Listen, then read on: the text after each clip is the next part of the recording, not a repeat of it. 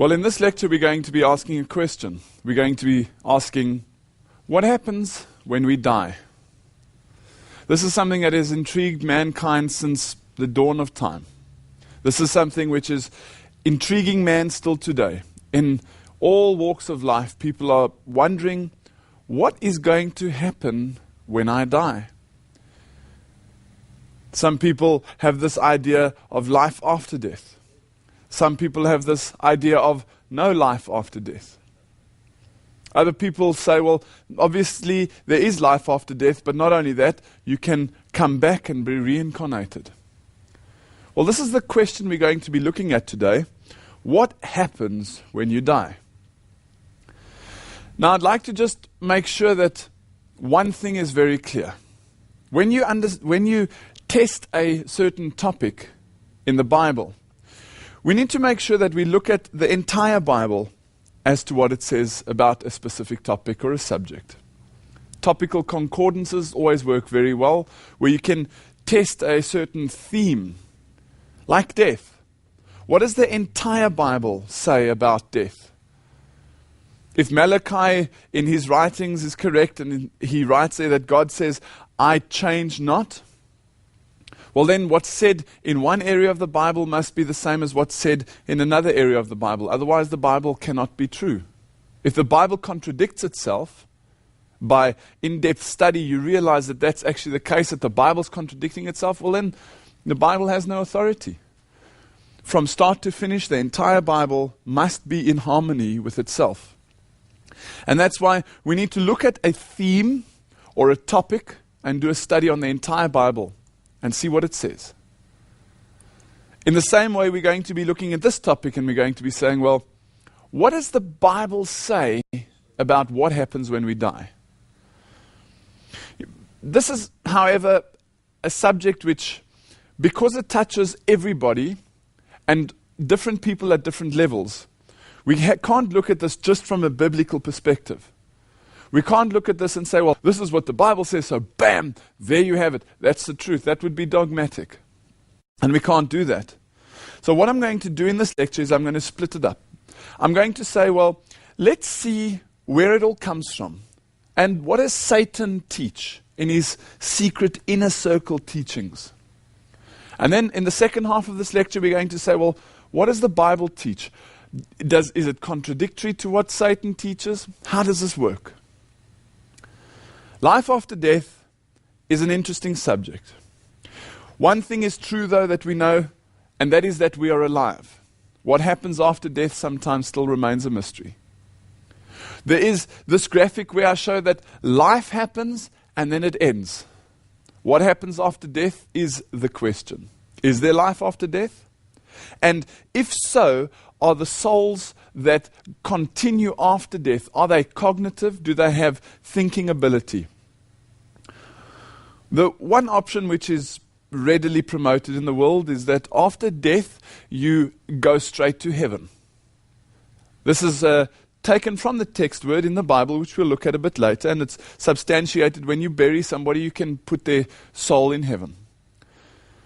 Another idea is that you don't necessarily go straight to heaven, you go to purgatory first. Purgatory being a sort of a semi-hell, where you can burn off a couple of those hot spots that you need to get rid of before you can actually go to heaven. There's also an idea that you can pray for people that are in purgatory, and you can pray for them that they get from purgatory to heaven. The Virgin Mary in an apparition in the book The Thunder of Justice on page 182. Pray a great deal and make sacrifices for sinners, for many souls go to hell for not having someone to pray and make sacrifices for them. This is one of the guilt conscience things that is placed on the Roman Catholic members, where they have to have masses said or prayers said to help their relatives and their loved ones go from purgatory to hell. You see, this is one of the challenges, because what happens if you die and you don't have anyone to pray for you? Well, then you just remain in purgatory, burning off those extra bits. There is another option which is propagated in the world, and that's not heaven and not hell, but it's a type of waiting room.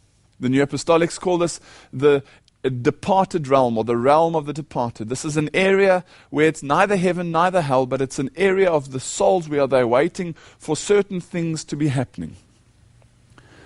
In other places, this waiting room is depicted as the place where the ghosts would come from. This is also the area where in certain circles where divination is done and calling up of the dead would be done. They're calling them out of this place of waiting, this waiting room, the realms of the departed. There's a fourth option, and that is reincarnation. This idea that life starts and it ends, and then death starts and it ends. And then you come back into a different body. Your soul comes back. And then death comes again. And then life comes again. And life and death and life and death. The circular reincarnative process.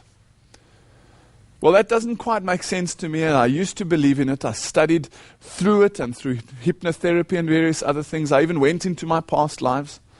Which just, by the way, is not true. You have to go under hypnosis to be able to go into your past lives. And as we described and discussed in the last lecture, that is the point in hypnosis where you drop your cognitive ability so that information can be implanted or read by forces unseen. So in order to have to go into your past life, you have to drop your defenses. So then you don't really know who's giving you the information. With this idea of reincarnation, one just has to understand that the belief in evolution is that you're evolving to a higher plane, or that you are somehow evolving to a higher karma every reincarnated process that you have. Look for a moment into Calcutta in India and tell me, where were these people previously? Have they evolved from a previous plane into humanity? If so, that means that this little boy previously, if this is his next higher karma or level of karma, what was he prior to this? And this little child in Africa, is this the new level of godliness coming through reincarnation? This doesn't make sense. In fact, none of these options make sense. How can you go to heaven directly? It doesn't quite make sense, because if you were to look back down on your family, and you were to see your daughter or who's been involved in prostitution, and your son who's a drug addict, and you were to look at them from heaven, heaven couldn't be quite heaven anymore. Hell neither. How can God be cruel and leave people burning in hell without having to have somebody to pray for them? The place of waiting, reincarnation. These things are questions that have been rummaging through our minds as long as we can think about things cognitively. What happens when we die? Well, there is a God of the living and there's a God of the dead. Let's ask a question. Who is the God of the living? Matthew 22 verse 32 says, God is not the God of the dead, but of the living. This is repeated in Mark 12 verse 27.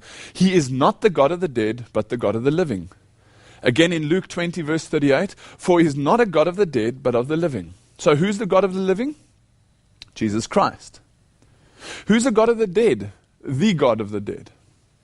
Well, in order to understand this, we need to go back in time. We need to go back to the ancient pharaohs into ancient Egypt. Here's an image of a pyramid in Egypt. And if you just look down in the bottom left or bottom right, you'll see these tiny specks of people. Look at the size of the people compared to the size of the pyramid. These were tombs and worship places that were built for the sun god. This image, which is taken from Greenwich Mean Time, hints towards that exact thing. Somehow the sun is involved in pyramids and in Egypt and the worship of pagan gods. Well, history tells us that immortality, or the immortality of the soul for that matter, is a pagan doctrine which was taught and accepted by ancient Egyptians. This is what they believed. And Osiris was the one who was involved at death. These images show Osiris as the one with the seat of the judge, as the judge. Not only that, you'll see next to him the all-seeing eye. Remember we discussed the all-seeing eye of Osiris? And Blavatsky told us that the eye of Osiris is the same as the eye of Shiva. This all-seeing eye supposedly that you have here in the middle of your forehead. We'll get into that in a later lecture. Remember the pagan priestess putting the eye of Shiva, or the dot of Shiva, the awakening of the third eye, on Pope John Paul II? Well, this is somehow an indication that there might be some connection between ancient Egyptian pagan religions of sun worship and Osiris, as we know, coming through into something to do with the dead.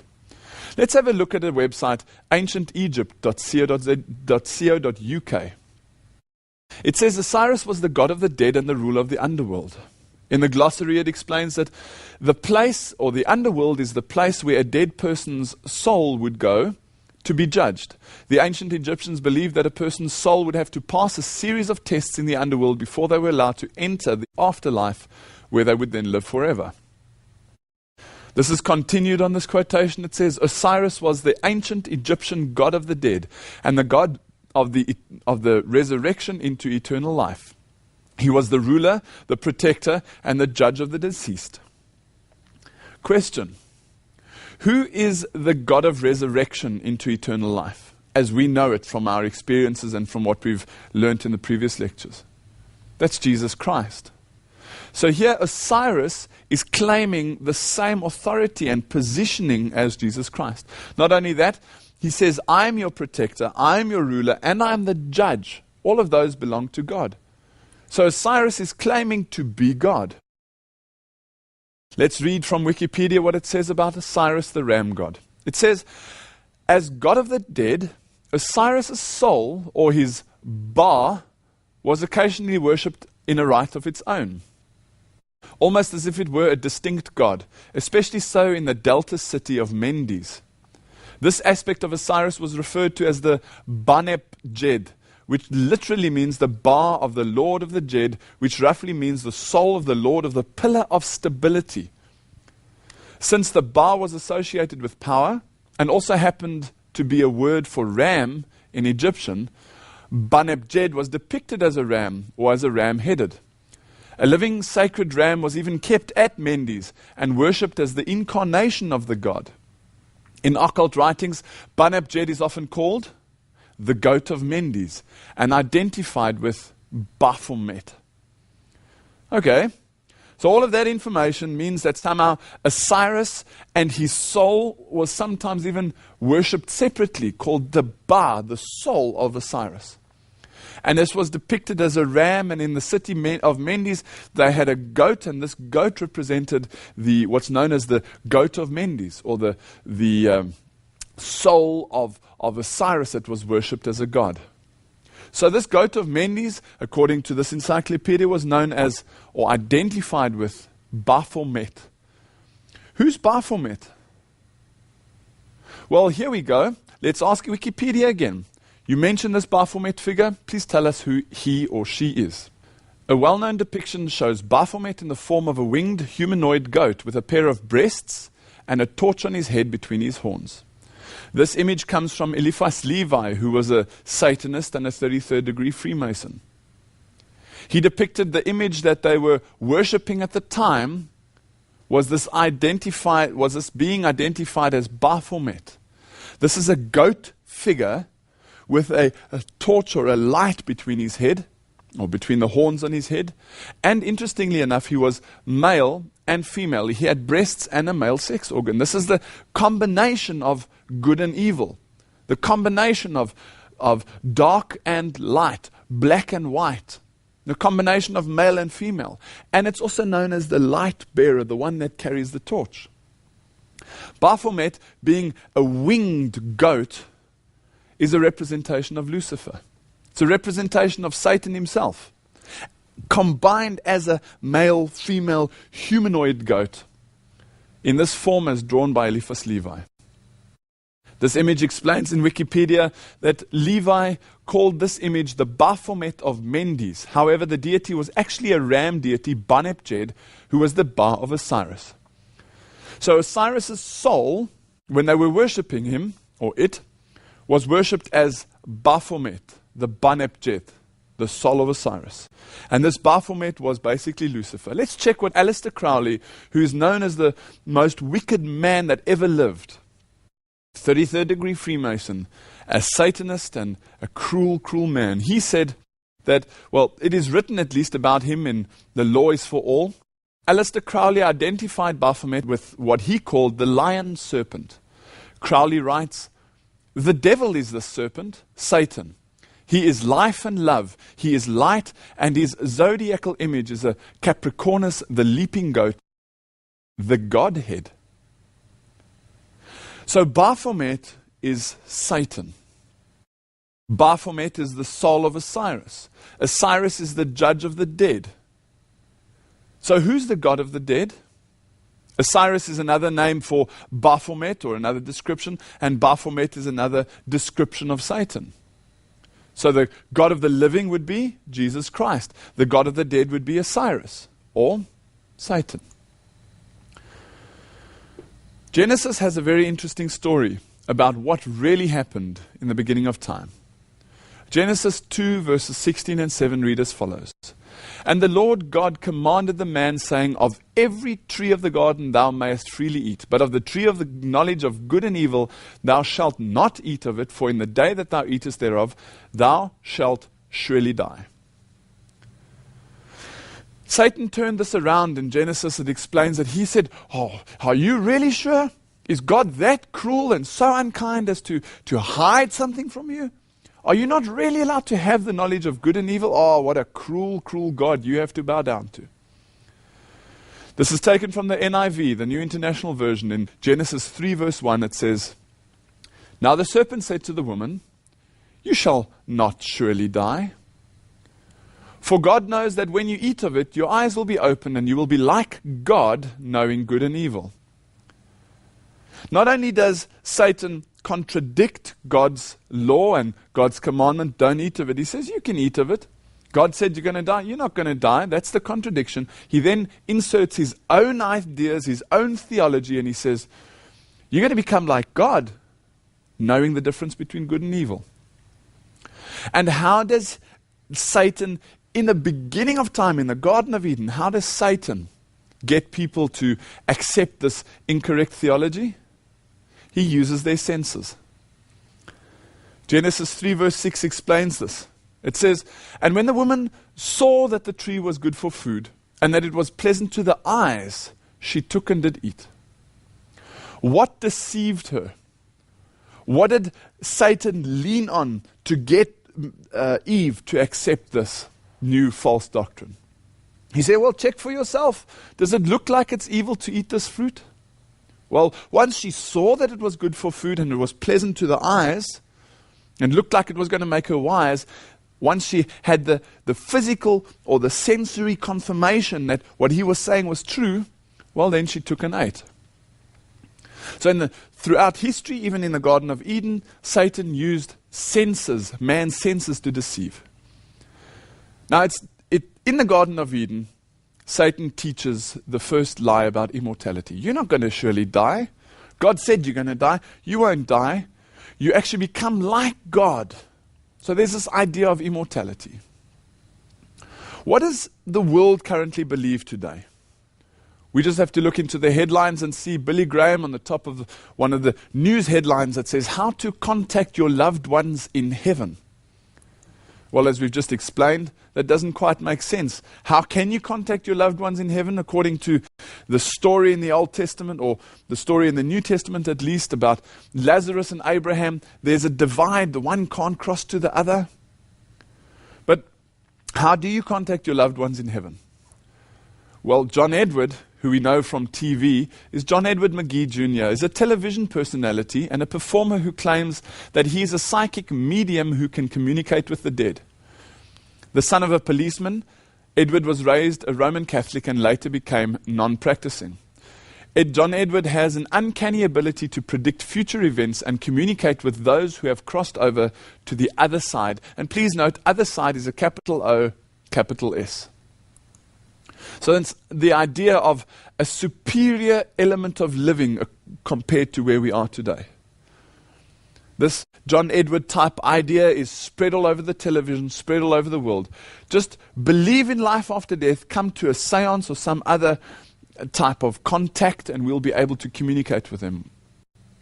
Well, Let's look at where this idea of spiritualism or life after death, the eternal, immortal soul, where did this all come from? Where was it confirmed and how does it work? Well, modern spiritualism started with the Fox sisters. Beginning at around the middle of March 1848, the Fox family began to be disturbed by strange sounds and activities. The children were so alarmed at what was happening that they refused to sleep apart and were taken into the bedroom of their parents. Here what was happening was some sort of poltergeist phenomenon. Some sort of realization that there was something in their house that was making certain noises, bangings and possibly walkings and knockings and tappings. And obviously they were pretty fearful. They didn't quite understand what was going on. Let's read on. This is from their own website, fst.org. This is them saying it themselves, the Fox sisters. My youngest child, Kathy, said, "Mr. Splitfoot, do as I do," clapping her hands. The sound instantly followed her with the same number of raps. When she stopped, the sound ceased for a short time. Here, the daughter, the youngest child, the youngest child, Kathy, she says, "Mr. Splitfoot." So, there's the child recognizes somehow that this entity is associated with a split foot. Who's got a split foot? Which animal? Well, a goat has. She says, "Mr. Splitfoot, do as I do," and she clapped her hands and the sound wrapped exactly what she had just clapped. Finally, on March 31st, Kate Fox made history. She challenged the mysterious unseen power. She said, well, if this power can clap according to what my daughter is saying, well, let's see how far we can take this. Quoting from their own information, it says, "I then thought I could put a test that no one in the place could answer. I asked the noise to wrap my different children's ages successively. Instantly, each one of my children's ages was given correctly, pausing between them sufficiently long to individualize them until the 7th, at which a longer pause was made. And then 3 more emphatic raps were given, corresponding to the age of the little one that died, which was my youngest child. Somehow this spirit entity knew the ages of all of her children, and individually and successively they were able to identify and make known that the spirit entity knew how old they were. Not only that, the spirit entity knew how old the child was when it died. She says, I then asked, is this a human being that answers my questions so correctly? There was no rap. I asked, is it a spirit? If it is, make 2 raps. 2 sounds were given as soon as the request was made. My husband went and called in Mrs. Redfield, our nearest neighbor. She's a very candid woman. I asked a few questions for her and was answered as before. He told her age exactly. She then called her husband, and the same questions were asked and answered. Many people who were fishing in the creek and all heard the same questions and answers. Many remained in the house all night. It was said that there were over 300 persons present at the time. This is signed Margaret Fox, April 11, 1848. So during this period, these rappings that had started to scare the children and scare them in their own house, they took it on and they challenged the rappings to identify who is it that's rapping. Is it a spirit entity? Bam, yes. A soul or an extra immortal part of a human being that has died or that has continued after death. Not only that, this soul, this spirit entity, knew all the information not only about them and their children, but about the neighbors and about every single person, even 300 people that were in that house that evening. Quite phenomenal. Where does the spirit entity get all this information? The following statement appeared in the Boston Journal, which is a non-spiritualist paper on November 23rd, 1904. See, what had gone on is they had said, or the Fox sisters had claimed to be in communication with the dead. And they had said, well, this is obviously the soul of a human being that has survived death and is now trying to communicate back with us. They then tried to find who had died. Where's the remnant, the remains, the body, the bones? How can we prove that this is a soul? Let's find the body. Well, this article appeared in the Boston Journal. Rochester, New York, November 22nd, 1904. The skeleton of a man supposed to have caused the rappings first heard by the Fox sisters in 1848 has been found in the walls of the house occupied by the sisters, and clears them from the only shadow of doubt held concerning their sincerity in the discovery of spirit communication. What did Satan use in the Garden of Eden to deceive Eve? Her senses. Here the Fox sisters were experiencing a sensory stimulation. They were hearing some noises, and there were certain things happening in their house. This is the confirmation of what they were thinking through their senses. But even so, over time, people doubted it because they didn't have the confirmation of physically seeing a body and therefore being able to associate the body with the soul. And then they found the body and boom, everything was confirmed. They now believed that this was the body of the soul that was communicating through these wrappings. It is reported that Mrs. Fox's hair turned white because of these occurrences. Kate had to move to her brother's house in Auburn, New York, while Margaret took refuge at her sister's house Leah's house in Rochester. Interestingly, though, raps broke out at both of those places. They followed them, and it was determined that they were carrying the energy in order to make these wrappings occur, for the spirit to manifest as it did. Well, the violent disturbances continued, and they continued to become more and more violent. From wrappings, they started to become bangings, from bangings to clashings, and they got more and more violent. Until at Leah's house, a friend remembered that the girl's brother, David, had once conversed with the Hydesville spirits using the alphabet. And what they did is they laid out an alphabet and they said, well, say for example, 1 rap would be A, 2 raps would be B, 3 raps would be C, 4 raps would be D, etc., etc. And then they laid this out, and in an experiment they tried this method with the following results. The spirit power, the spirit entity, it dictated to them a letter. It reads as follows. Dear friends, you must proclaim this truth to the world. This is the dawning of a new era. You must not try to conceal it any longer. When you do your duty, God will protect you and good spirits will watch over you. This was the letter dictated to them by the Spirit. They were getting a command to take this truth that they had experienced into the world and tell the whole world about the life after death that has been confirmed through their experiences. Well, the successful message that was, or transference of this message from this spirit world into these people, or to these people, caused these violent wrappings to subside. Apparently, there was a certain frustration in the spirit world, or in the spirit specifically, where it was trying to get this information out and trying and becoming more and more violent. And then when it was finally able to give out this information, a more orderly and cohesive form of communication was established. So from that point on, as BBC News explains, science and seance, the world's most eminent scientists are not usually associated with the dim-lit surroundings of a clairvoyance parlor. But some of science's biggest names have not only dabbled in, but been entirely convinced by the world of the seance. This is confirmation that in 2005, people are still battling with us. How does science fit in with us? We can't prove it scientifically, but boy, man, this looks convincing. And the gravestone at the Fox sisters' house now says, the birthplace of modern spiritualism. Upon this site stood the Hydesville cottage, the home of the Fox sisters, through whose mediumship communication with the spirit world was established March 31, 1848. There is no death. There are no dead. Who said that? God or Satan? There is no death.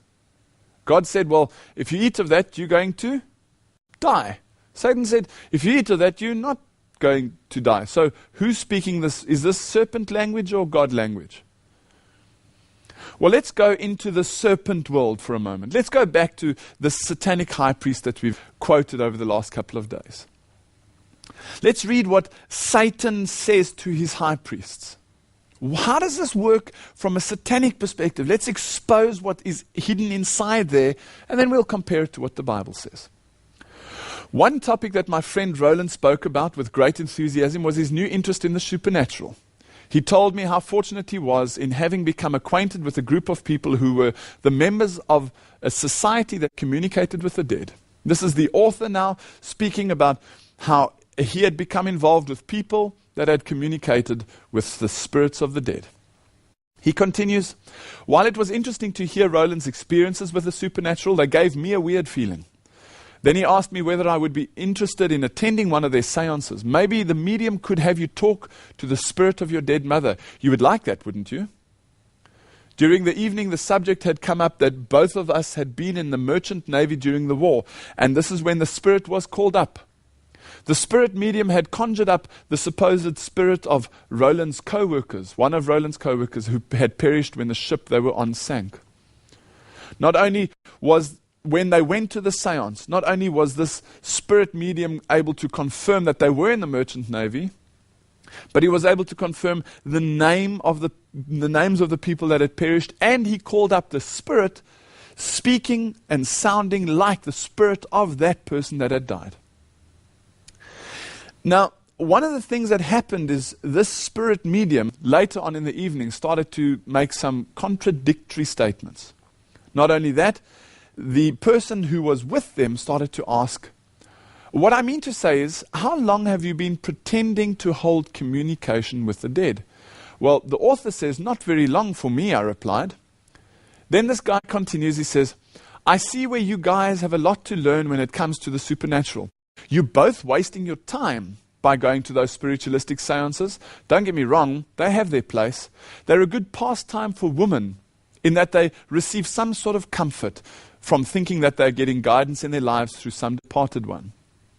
Of all that he said to us, one sentence stood out in my mind. George, would you clarify the question you asked us a little while ago? How long have you been pretending to hold communication with the dead? What do you mean by the word pretending? He smiled, glanced at his watch and said, well, it's too late to explain that one tonight. But let me tell you this, you have not been talking to the dead. And then he went back to discussing his personal success. So here's somebody involved in seances, somebody involved in speaking to the dead, but interestingly enough, at the same time is involved in demon worship, says, no, we know that it's got its place, we know it works, but actually they're not speaking to the dead, and neither were you. But they've just experienced it. What do you mean we're not speaking to the dead? This gentleman goes into a long explanation about demon worship. He even explains, the author now explains what he saw in this worship room of the gods. These various paintings that had been made. As a demon would manifest itself as a human being, they would then paint this human being, and that painting would be put up in life-size form.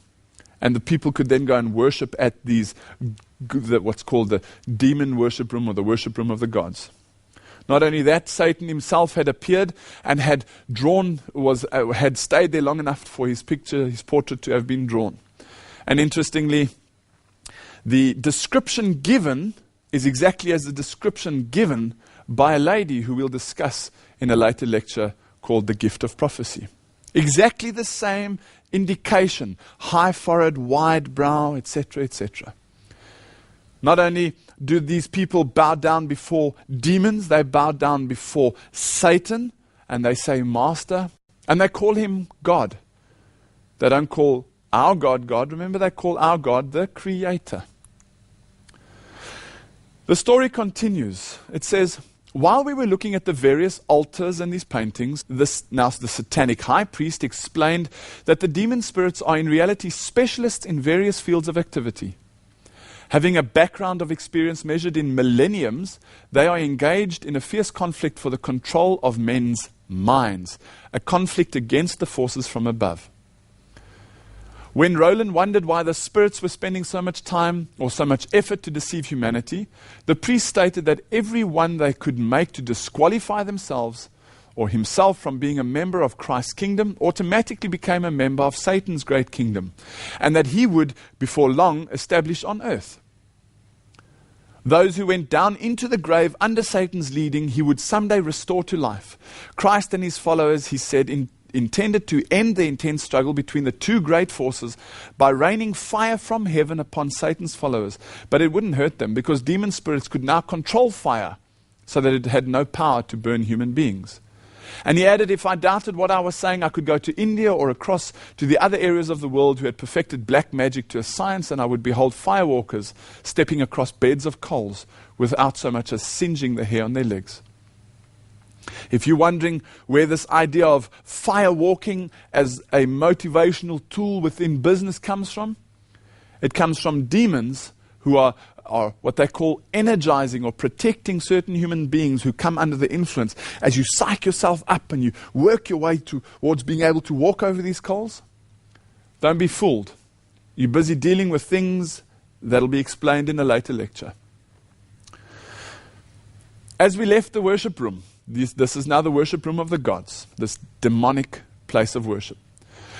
I stated that I felt quite confused about Satan and his angels. My Catholic upbringing had taught me that Satan and his angels were in hellfire with the souls of the people who had died in the state of mortal sin. What was the truth? This was the question that was going on in his mind. I've been taught that you go to hell or you go to heaven. Where do these souls come from now? Are they in hell? Well, then they wouldn't be speaking like that. If they're in heaven, well, they wouldn't come back. This was the question. The satanic high priest continues.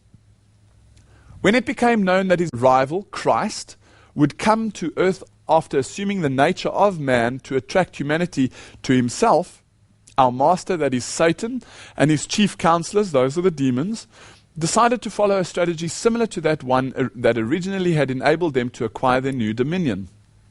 This planned course of action would require all demon spirits to carefully counsel humans to live in a way that would disqualify themselves from becoming members of Christ's kingdom. The spirits would encourage people to listen to their feelings instead of the word of Christ and his prophets.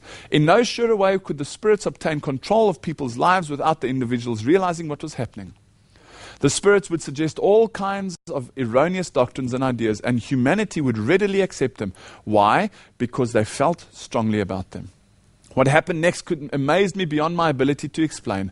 I could hardly believe my ears. There it was, a voice I'd heard on the radio probably hundreds of times over a number of years.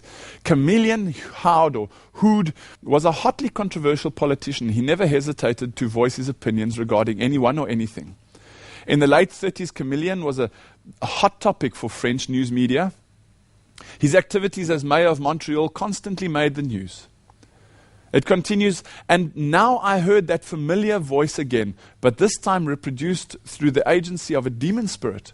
We listened to it about 20 minutes. Some time ago, I mentioned the experience to someone, and the individual said, well, it could have been the departed soul or the spirit of Chameleon giving that speech. However, at the time, Chameleon was well and alive. So who was reenacting this Chameleon's voice? Chameleon was alive and well somewhere else in the world. These were demon spirits having the same knowledge and even sounding like the man himself. That evening, as George drove us home, he stated his belief that when a person dies, he is completely dead. And that when people claim to hold communication with the spirits of the dead, they are actually demon spirits impersonating their loved ones. It so happened that the following Sunday evening we discussed the topic with the priest. He gave Roland and me an interesting account of demon spirits that had been impersonating the dead. He even gave 3 or 4 biblical accounts, and since I had no knowledge of the Bible, it did not impress me, except when he mentioned the masterpiece of the experience, Saul, the king of Israel. Here, the satanic high priest, these demon worshippers, are saying, well, here's a perfect example of how demons have impersonated the dead. Here's 4 biblical examples where it's recorded in the Bible where people thought they were speaking to the dead, but actually they were speaking to demons impersonating the dead. The most important one of all time, though, they say, is the one with Saul in 1 Samuel 28, verses 1 to 15. Here Saul is gone to a medium to call up the spirits. It says, then said the woman, whom shall I bring up unto thee? And he said, bring me up Samuel. And when the woman saw Samuel, she cried with a loud voice, and the king said unto her, be not afraid, for what sawest thou? The old man cometh up, he is covered up with a mantle. And now listen here, it says, Saul perceived that it was Samuel, and he stooped with his face to the ground. And then Samuel says, why have you brought me up? Why have you disquieted me? You see, this is the problem here. What had to happen in order for him to believe? He had to perceive that it was Samuel. It was his physical experience that would confirm what he was trying to believe. In the satanic worship system, or in this book as it is explained by the satanic high priest, he stated how the spirits had led Saul to rule his life by listening to his feelings instead of the word of God. And how they completely separated him from the Creator by causing him to commit a great abomination in the sight of God. No greater glory could our master bring to himself than at that time in history than to lead the chief executive of the nation of Israel to bow himself before a demon spirit in sight of all the inhabitants of the galaxies. The man said, the satanic high priest said, that demonic spirits have worked through the centuries to convince people to accept the concept of humans having an inherently immortal soul. He explained how spirits have taken great delight in impersonating dead ones or famous people, all in an attempt to persuade humanity that the human personality does not perish with the body. And then this priest surprised my friend and me when he declared that a belief in life after death was a form of idolatry through necromancy. In fact, I nearly fell off my chair when he claimed that demonic spirits were continually defiling Christian churches by luring millions of Christians into a form of spirit worship that leads them into idolatry without them even realizing. Contrary to popular belief, he continued, necromancy does not just consist of conjuring up the spirits of the dead to communicate with them. Because human beings are totally mortal and do not possess an immortal soul, necromancy has inherent in it the idea that the dead actually enter a higher existence than when they were alive. And belief in life after death itself, he argued, constitutes necromancy. It allows demonic spirits the opportunity to impersonate the dead. Well, there's a whole bunch of information. There's quote after quote after quote after quote after quote. What are Satan's demons using to defile Christian churches? What are Satan's energies using to deceive mankind? Our feelings, our physical experiences, our sensory stimulation. The Bible warns about 9 specific things that we mustn't do. It says, not only must we not do them, but there's a reason for it. Now, were I to tell my daughter, please don't go and play in the road, am I being cruel and unkind and horrible and trying to keep something away from her, this wonderful experience of playing in the road? Or am I trying to say to her, well, I know a little bit more about the situation. It might not make sense to you at this point in time, at 2.5 years old, but if you do go and play in the road, I'm going to have to give you a hiding. I'm going to have to somehow correct your thinking. The Bible gives us 9 specific things that we mustn't do.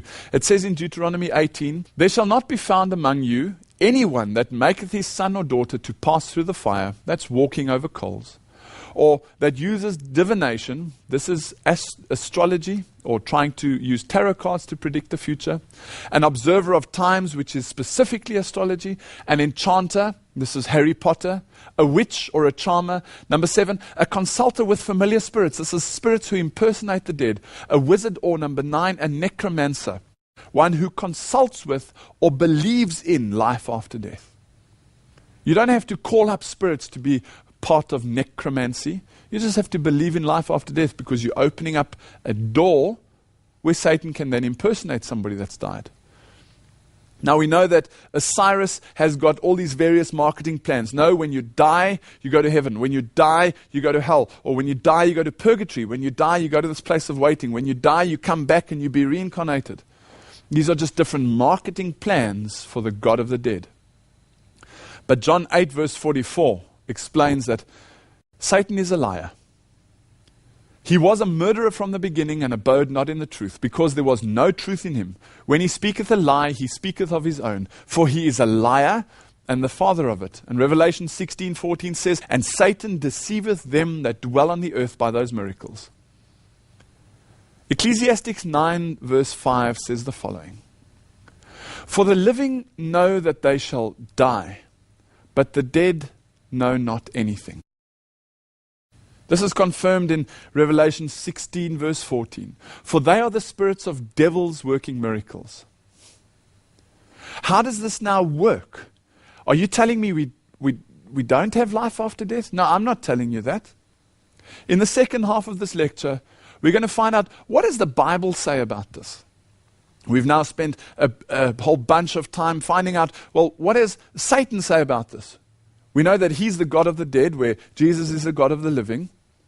Satan says, well, you do not have an immortal soul. When you die, you're completely dead.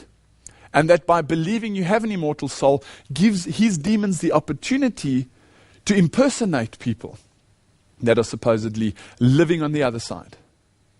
That's what Satan says. What does the Bible say?